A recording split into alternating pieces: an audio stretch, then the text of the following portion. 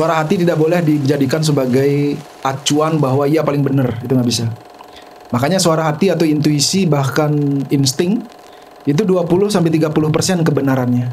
Tubuh berlemak atau gemuk itu bisa disebabkan karena trauma, kesepian, sehingga banyak makan dan malas ngapa-ngapain. Karena suatu kejadian di masa lalu.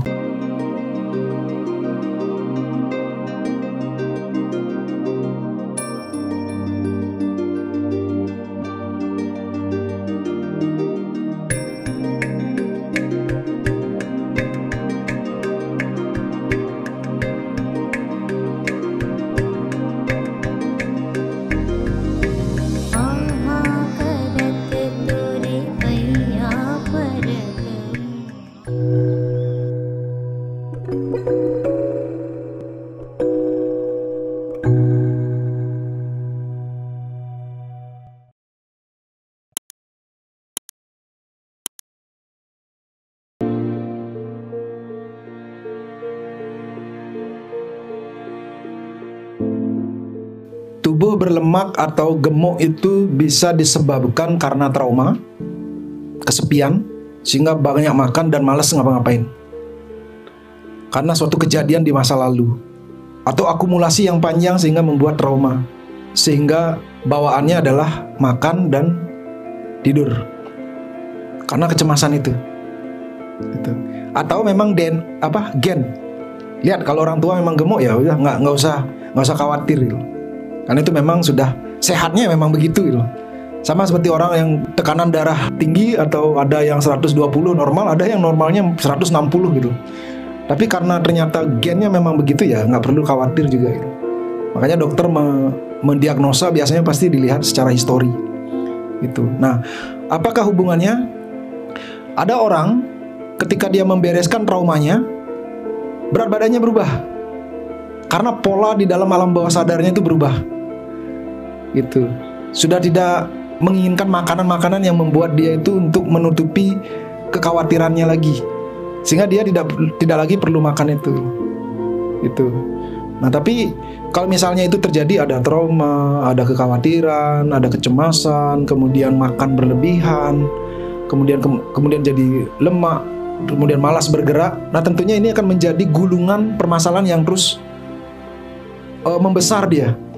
Makanya harus segera di-cut. Gitu. Cara mengekatnya adalah memang membangun disiplin mulai, dan itu harus mulai dari pikiran. Jadi memang ada hubungannya secara langsung bisa secara tidak langsung, tapi harus mulai dari pikiran.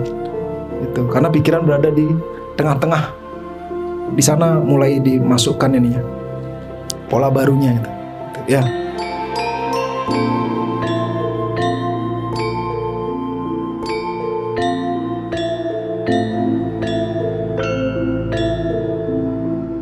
Tetap kembali ke lapisan yang tadi itu. Mereka eksis, ada, dan tidak boleh mendominasi dia. Suara hati tidak boleh dijadikan sebagai acuan bahwa ia paling benar, itu nggak bisa. Makanya suara hati atau intuisi bahkan insting itu 20-30% kebenarannya. Nah, jadi caranya adalah list dia. Suara hati yang bagian mana dia berkata begini, sehingga makanya ada istilah journaling. Kemudian analisa berpikir kita juga kita gunakan, dan cari beberapa informasi di luar atau orang-orang yang sudah pernah mengalami gitu. Karena karakter hidup dan kondisi saat ini itu memang dibikin agar kita itu menjadi punya WWK. WWK itu kecerdasan holistik. Jadi semua kita pertimbangkan gitu. Kalau kita hanya menggunakan intuisi saja, benarnya hanya 30% saja. 75%-nya jadinya kita seperti gambling jadinya. Ketika menggunakan analisa berpikir kita, itu sudah memasukkan kebenaran tambahan lagi 20-30%-nya lagi. Itu. Ditambah lagi referensi dari luar, dari orang yang pernah mengalami. Itu menambah informasi dan kebenaran sehingga membuat kita itu menjadi lebih yakin dan percaya diri dalam mengambil keputusan. Begitu yakin dan percaya diri mengambil keputusan, keyakinan itu tingkatannya udah sampai 40% kekuatannya. Sekalipun orang yakin tapi dia salah, dia tetap akan membawa kebenaran di dalam dirinya itu. Cuman memang ada konsekuensinya. Apalagi kalau misalnya yakin dan percaya dengan data-data, dengan cetusan hati, dengan referensi-referensi, wah kebenarannya itu betul-betul udah lebih mendekati dengan kebenaran itu yang sesungguhnya. Jadi kita sebagai manusia diberikan kelebihan untuk itu.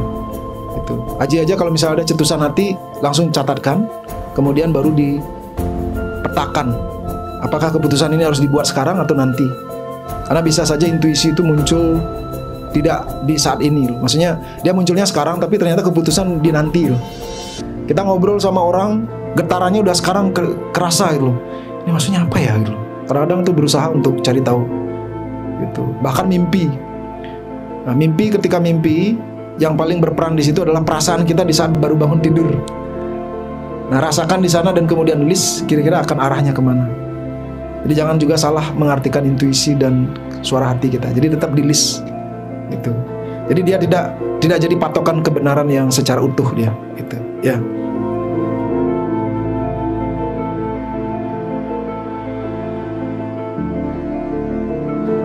Kalau secara kepercayaan memang meditasi itu lebih bagus memang dilakukan sebelum matahari terbit. Semua sadhana spiritual yang kita lakukan itu sebelum matahari terbit. Dari jam 6:30 sampai sebelum jam 6:30 itu. Nah, cuman kan kadang tergantung bulan ya. Kalau bulan-bulan sekarang ini jam 6:30 udah terbit matahari. Itu paling bagus. Tapi kalau secara logikalnya, lakukanlah itu sebelum urusan dharma kita yang lain.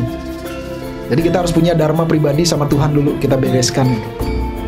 Jadi dari sandhya, japa, meditasi, yoga misalnya, atau mempersiapkan diri, journaling, itu sudah dibereskan sebelum kita mengerjakan pekerjaan untuk orang lain lah. Pertama, japam itu sebagai kunci menuju ke dalam keheningan. Cuman sering sekali karena kita sudah terbangun baru dari tidur, brainwave kita kan belum aktif banget. Jadi langsung aja meditasi. Ya, baru diikuti Trisandhya. Nah, cuman kalau orang Bali, ini khusus untuk teman-teman di Bali, di Hindu, Trisandhya itu sebenarnya meditasi sebetulnya. Cuman dia gabungan dari ketiganya itu, japam, Trisandhya, dan meditasi. Tapi untangnya sekali dia sebetulnya adalah meditasi. Japam itu ibaratnya kayak zikir, ya, dengan satu mantra, Om Namah Shivaya, Om Namah Shivaya, sehingga kita tuh terhubung dengan beliau gitu. Nah, jadi Trisandhya itu adalah meditasi itu sendiri. Bahkan ada orang Trisandhya dulu masuk langsung meditasi. Ada melalui meditasi dulu, kemudian baru Trisandhya. Nah, jadi itu tidak harus dia, tidak masalah mau duluan ataupun mau belakangan. Tapi kalau japam biasanya di awal dia pertama, karena dia sebagai kunci masuk ke meditatif. Karena pikiran kita kan liar ya, terutama sore-sore, siang-siang itu banyak masalah, itu japam aja, sehingga pikiran kita itu fokus. Ya, semoga menjawab ya.